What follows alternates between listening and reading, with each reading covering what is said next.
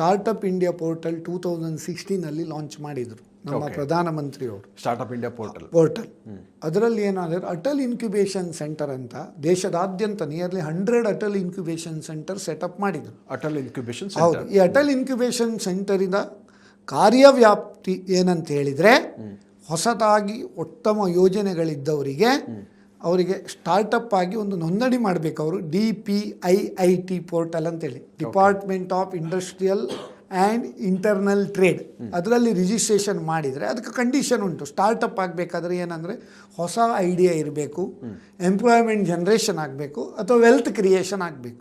ಈ ಕಂಡೀಷನ್ಸ್ ಇದ್ದರೆ ಅವರಿಗೆ ಸ್ಟಾರ್ಟಪ್ ಅಂತ ರೆಕಾಗ್ನಿಷನ್ ಮಾಡ್ತಾರೆ. ಅವರು ಸ್ಟಾರ್ಟಪ್ ಇಂಡಿಯಾ ಪೋರ್ಟಲ್ನಲ್ಲೇ ಎಲ್ಲ ನೋಂದಣಿ ಮಾಡ್ಬೋದು.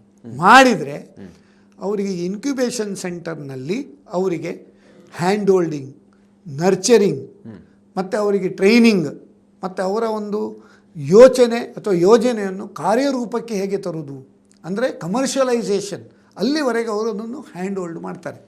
ಅದಕ್ಕೆ ಗ್ರ್ಯಾಂಟ್ ಇರ್ಬೋದು, ಸೀಡ್ ಫಂಡಿಂಗ್ ಇರ್ಬೋದು, ಅದನ್ನು ಕೂಡ ಕೊಡ್ತಾರೆ.